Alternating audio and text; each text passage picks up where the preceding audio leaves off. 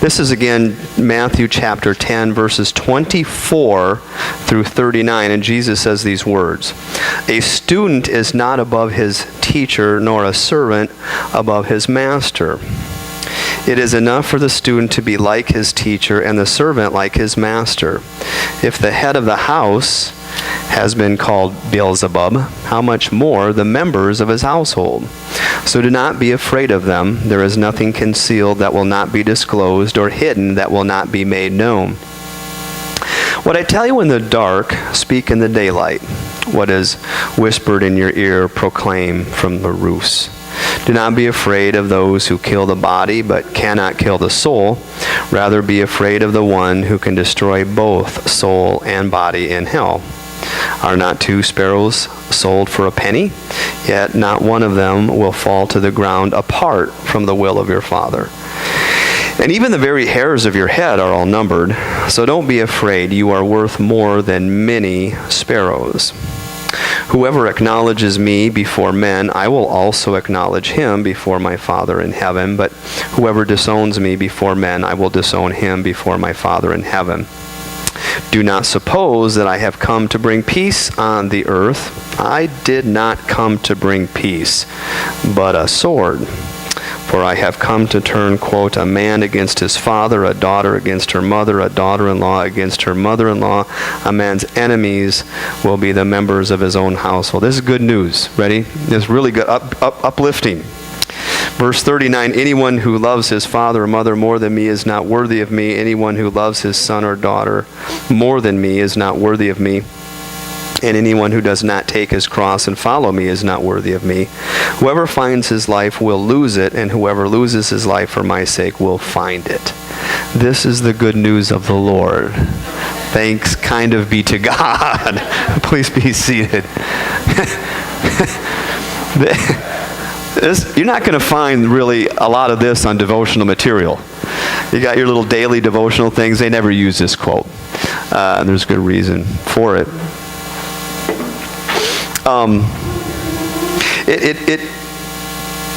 It almost has the appearance of being kind of psychotic. On one hand, Jesus says, love your enemies and pray for those who persecute you. And on the other hand, well, your enemies are going to be in your own house. And if you think that I came to bring peace, and then you go to the Gospel of John, he says, peace I give you, peace I leave with you. I don't give to you as the world gives. And after his resurrection, he says peace. And here he says, you think I've come to bring peace? No. So I want to get into this and hopefully bring a little bit of clarity to what's happening so that we can understand the deeper truth of what's taking place. In chapter 10, it's very important to understand that Jesus is talking to disciples. Disciples are people that have intentionally committed themselves to learning and placing Jesus as teacher. Not Savior, teacher. They didn't know he was the Savior yet. They followed him first as teacher. And they did that for most of their time. That's very important to understand because and I've said this before, it is not common in our culture to think of Jesus. This may sound offensive, but just hear me out. It's not common to think of Jesus as intelligent. It's common to think of him as kind and gentle and nice. But most people don't necessarily consider him to be the most intelligent. And to prove my point, I invite you this week to do this. Just go up to 3, 4, maybe even 5 different people and just ask them, who do you think are the most 3 intelligent people that have walked the planet? And most of the time, you'll hear Albert Einstein, Stephen Hawking, Bill Gates. Very rarely will someone say Jesus. And that just gives a demonstration that we don't really consider him in that manner. But his first disciples did. They did not consider him as Son of God. He didn't reveal that.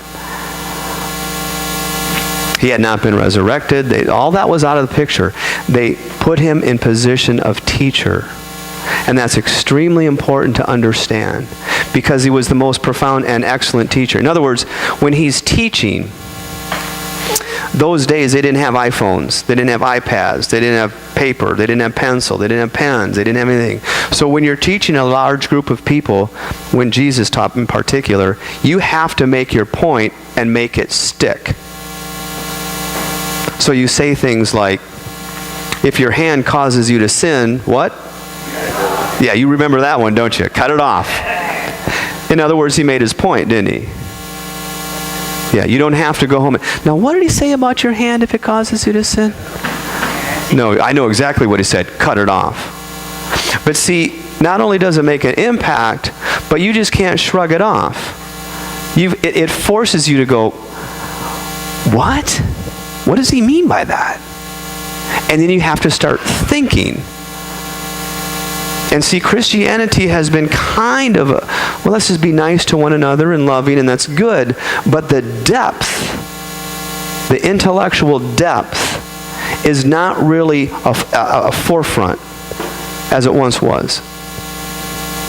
And so when you understand that in chapter 10, Jesus is talking about people that are ready to learn and wanting to learn because they've committed themselves to Jesus. If you're going to commit yourself to learn, you have to commit yourself. Have you noticed that? You go to school, you just can't say, well, I don't know. Maybe I'll take the course. Maybe I won't. And you know what? I'll just take 3 weeks into the course and see if I want to take it. You're never going to accomplish anything. You have to commit to it. And that's true for any kind of training. Whether it's piano, whether it's martial arts, whether it's vocational training, it must have some level of intention behind it. And Jesus even remarks about that by saying, if you're going to follow me, I really want you to consider this. It's like it's like a king that's going to war. And war should never be treated lightly. And if you're a king and you're going to war, you need to count how many soldiers you have and how much ammunition you have and the whole thing. And then you consider going to war. In the same way, I want you to think about really what I have to say. So you can be a church member and not a disciple. And you can even call yourself a Christian for that matter and not be a disciple. But for those people that have that intention, they placed him first and foremost as teacher. That's why some people come up to me and say, yeah, I don't really know if Jesus is the Son of God. I say, it doesn't matter. Don't worry about it. Just put into place what his teachings are, and they'll reveal it. I don't have to convince you. The teachings themselves have the ability, because of their truth, to convince you. And so in chapter 10, he's talking to his disciples. Now, understanding what's taking place, he starts out by saying, a student is not above his teacher, nor a servant above his master. It is enough for the student to be like his teacher and the servant like his master. This is a very hard teaching to fully embrace because it means this. And Jesus repeats it, by the way, in John a number of times. If you continue to put what I say into practice, if you meditate and begin to learn and understand what I have to say, you will actually do greater things than I'm doing. That's his promise. How's that coming in Christianity? You'll do greater things. And he repeats it. If you remain in me and my words remain in you, ask whatever you want and it will be given to you. How's that working out? You see, this is his promise. It's almost too big. It's like, no, too much. But this is what he's referring to. You will actually live in the same spiritual fortitude, confidence, joy, peace, and knowledge that I have. But you have to remain a student. You can't just get it all at once. And see, we're more of an instantaneous society. If I am going to get a degree, I want to know the least amount of work I have to do to get the grade. Not all the time, but many times. And Jesus is making this comment. If you do this, you'll become me. Now, he goes on to say then, right after that verse, if the head of the house, meaning himself, has been called, and the word is Beelzebub, it's a prince of demons, it's a common term. If they call me names, they'll call you names. Now this is very important. I'm going to take a little bit of time here. It is common in Christianity for the last 100 years as a mantelpiece, as the mantle of understanding the gospel, to place God in the position of judge as the primary mantelpiece of evangelism. So you will hear things like this. Maybe you've heard it in your life.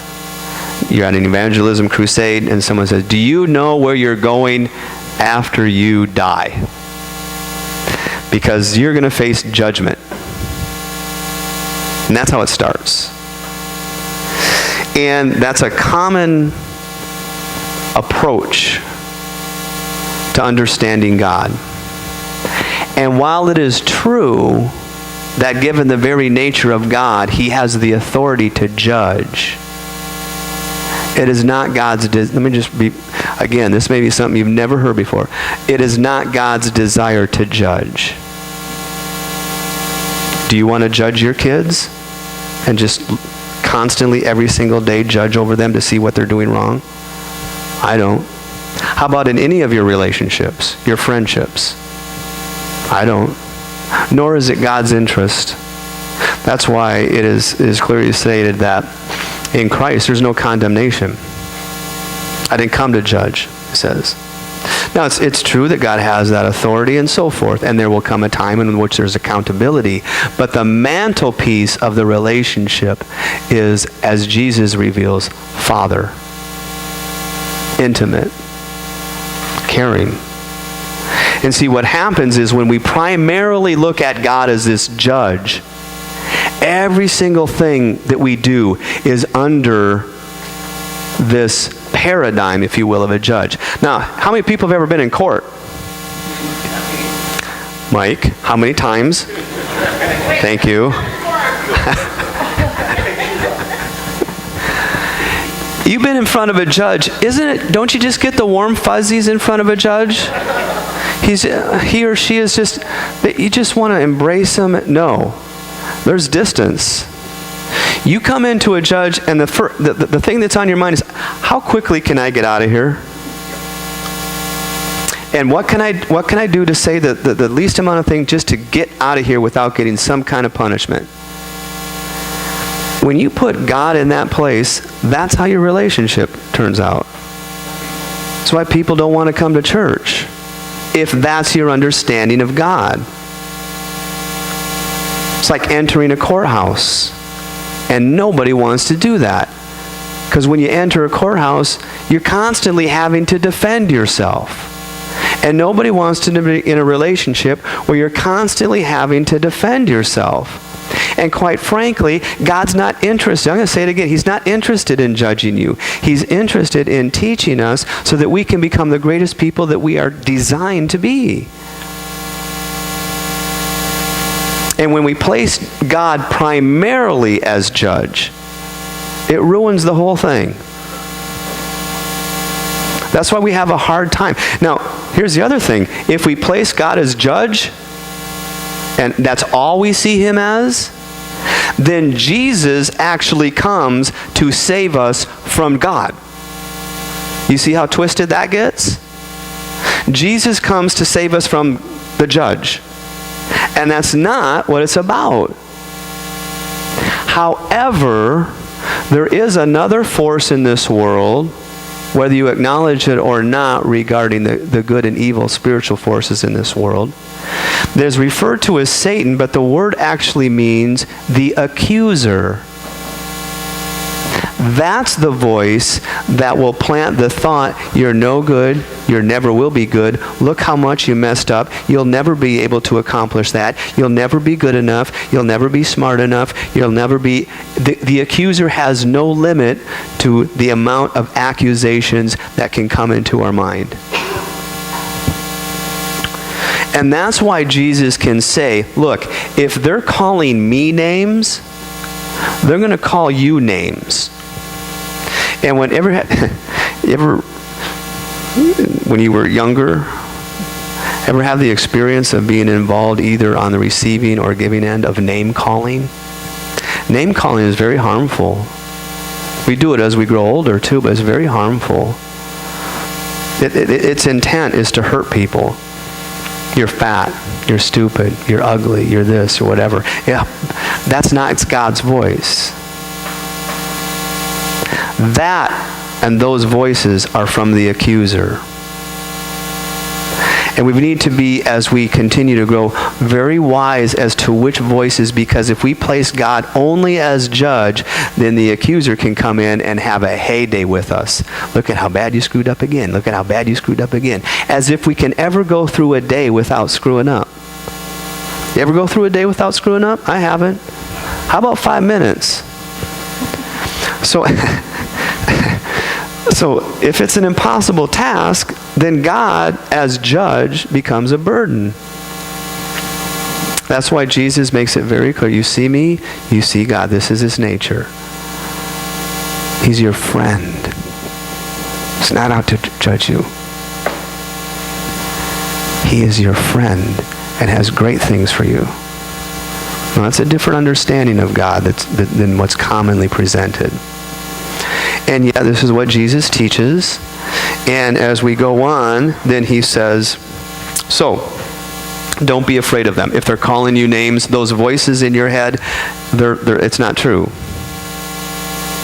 There's not going to be a shortage of things that you've done in your life where that voice can't pick it up and run with it. But it's not true. Okay? Now, Jesus goes on to say, don't be afraid of those who kill the body but can't kill the soul. Don't be afraid of those people that are out to harm you. Name callers, if you will.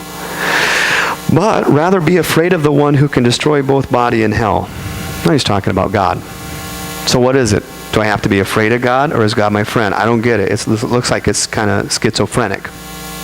But you have to understand what he's referring to with regards to fear. There is an awareness of the magnitude and seriousness of what's before you, and that awareness can bring a healthy sense of what I call fear. It's bigger than fear, but fear is the word we use for it. Let me give you an example of that. How many people have been to Yosemite Park or Yosemite? Okay.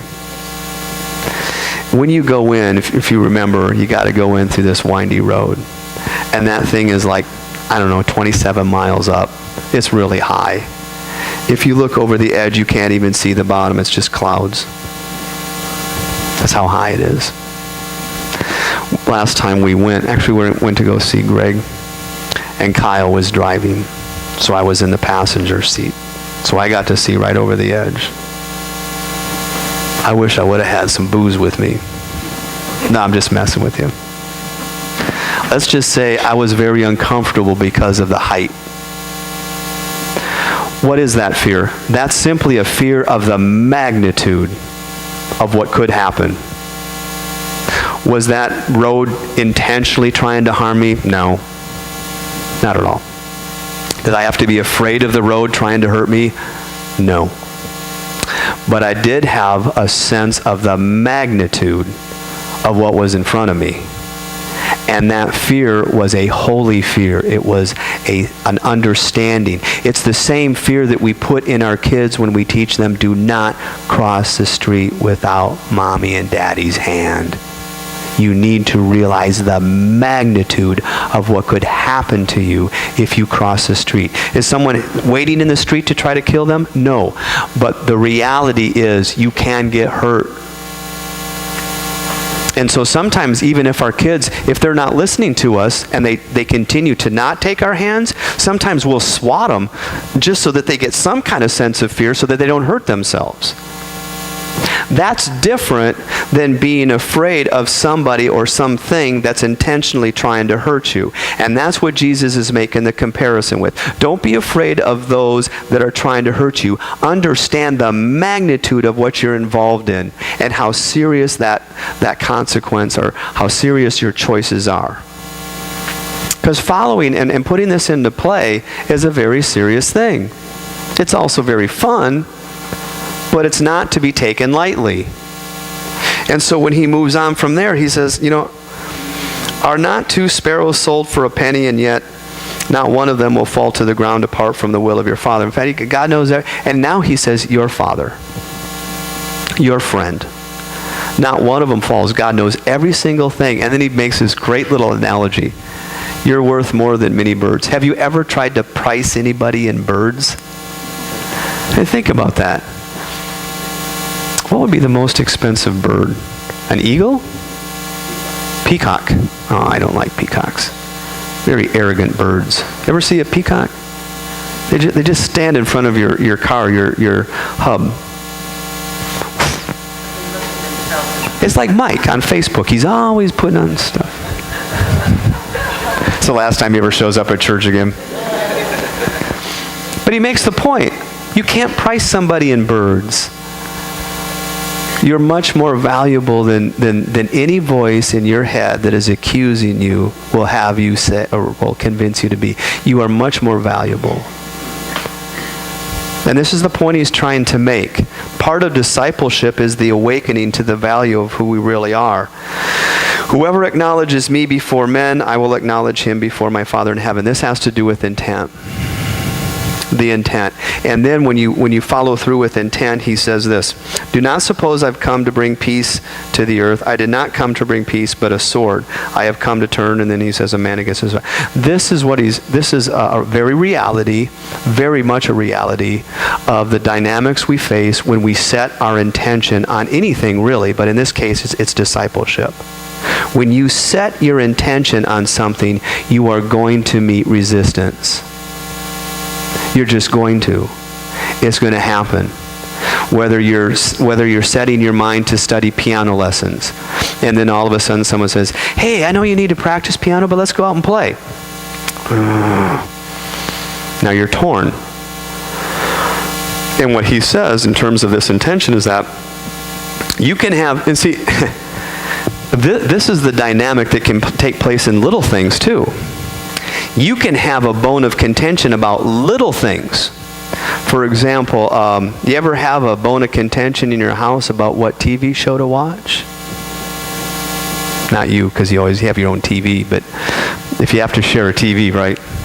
I want to watch this, I want to watch that. No. Or how about this one?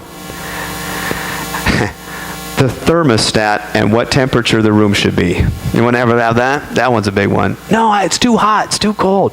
It'll be set and I'll be walking by and that's too cold. I'll put it up 2 more. I'm not paying that bill. See, that's my dad coming. I'm not paying this bill. And it goes up to, and then like an hour later it's back down to what it was. And okay, just little things like that. Imagine setting your intention on a spiritual endeavor. It's bound to bring some friction. It's going to. Whether it's intentional or not. Jesus has given us a heads up so that it doesn't catch us off guard. Very important to understand. Because when you make a commitment, if you understand what that commitment means and what resistance you're going to run into regarding that commitment, it's not going to be as hard if you know what to expect. Have you noticed that? If you go into a situation and you know what to expect, it's a lot easier to handle than if you don't. And so he puts that before. Jesus himself, there's a great story, I love this story, where he's ministering and he's getting a big crowd. They're all gathered around him. He's inside the house. There's no room for anybody else. And his mom is ashamed of him. His mom is actually embarrassed that he's doing this, and so she and his brothers leave to go find him at this house to take, as the Bible says, to take control of him, or to in other words, to say, stop what you're doing and come back and stop being an embarrassment to the family. And so they're outside the door, and they send message into the house, hey, your mom's here. You know what happens when your mom shows up? Oh, my mom's here. And his response is, well, who's my mom?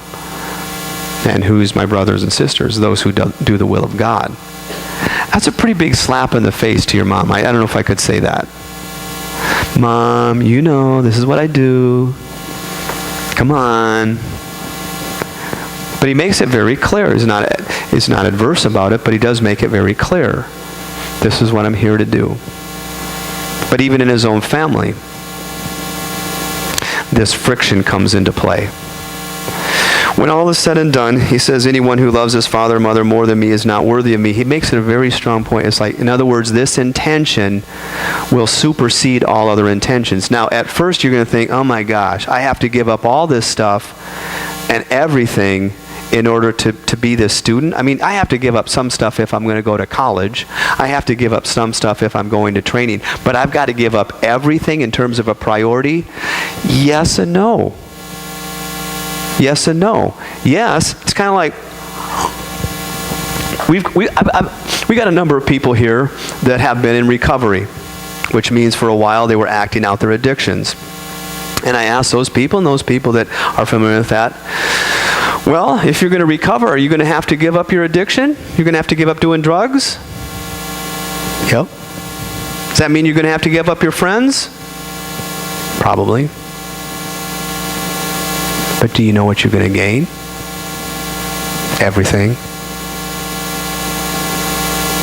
This is what Jesus means when he concludes it by saying, whoever finds his life will lose it, but whoever loses his life will find it. If you're really willing to make that commitment, and you do give that up, if you will, what you'll get in return is so far greater. I've learned this in my life. For example, one of the things that has been very beneficial to me is meditation. But in our culture, meditation is kind of poo-pooed. Christians can go to church, read Bible, that's good. But meditation, try to find a sermon on meditation. You won't find any. There's just not that many out there. Why? Because for the most part, collectively, it's kind of considered a waste of time. I've got things to do. How many people, if you noticed in your life, are constantly busy? How you doing? Oh, I'm really busy. I'm just really busy. And I feel that way. Probably you too. The idea of meditating on God's Word for 10 or 15 minutes can seem like an insurmountable amount of time. There's no way I can fit it in.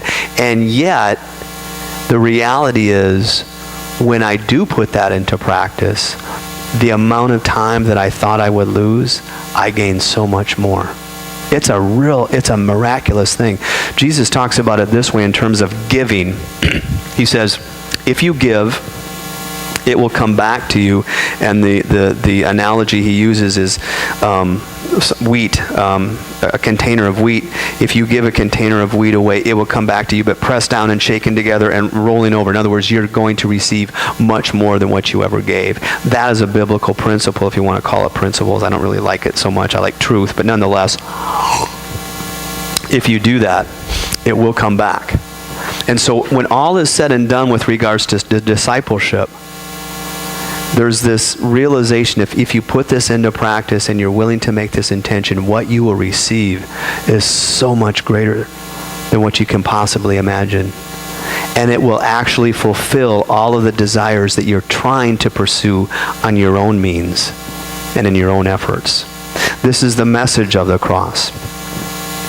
That Jesus trusted God so much with his life, trusted God so much in every area of his life, that he was willing to go to a cross and surrender his life, realizing that he had nothing to fear because God had his back and would resurrect him. The message of the gospel is that Jesus, if you take him at his word, through him all things were made. Jesus was willing to step out of the spiritual realm, give up all of who he was, and become a human being. And even in the act of giving up everything, realized he would lose nothing. That's great news.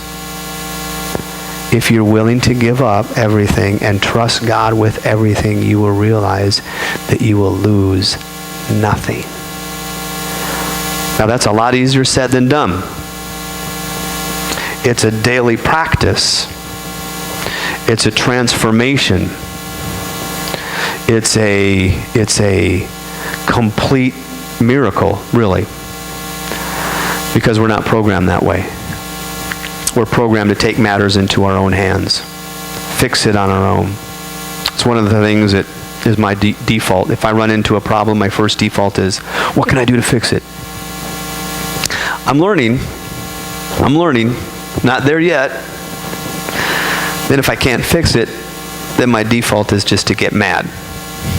Anybody get mad when they can't fix it? And then I put into practice trusting in God. Well, over time, hopefully, my first nature will be surrender and be present and trust in God with it. But in the meantime, I'm a work in progress, as many of us are. Once we get to the end of this chapter, that whole chapter is on discipleship, like I said. It becomes more understandable. It makes more sense when we begin to look at what Jesus says in these few verses in the broader context. But I invite you this week to see if you can begin to meditate. I have a brother back in Minnesota, and he's going through some different things in his life. He still hasn't found a church. And I said, don't worry about finding a church. Meditate. Train the mind to be one with the spiritual truth. Everything else will follow. We kind of got it wrong. We think if you go to church first, you'll get it. Well, maybe, sometimes. But basically, my experience has been that there's a lot of married couples that come to the church and get married that their relationships don't necessarily work out. Why? Because the marriage ceremony is different than the day-to-day life. And in the same way, your spirituality, while meeting collectively is a wonderful thing, a day-to-day experience is much more powerful. Much more powerful and transformative as well. Make sense? Not wasting my time? I knew I wouldn't. It's amazing to see what's taking place in this church and in people's lives. And the real transformation that's happening is nothing short of miraculous in many ways. So let's pray.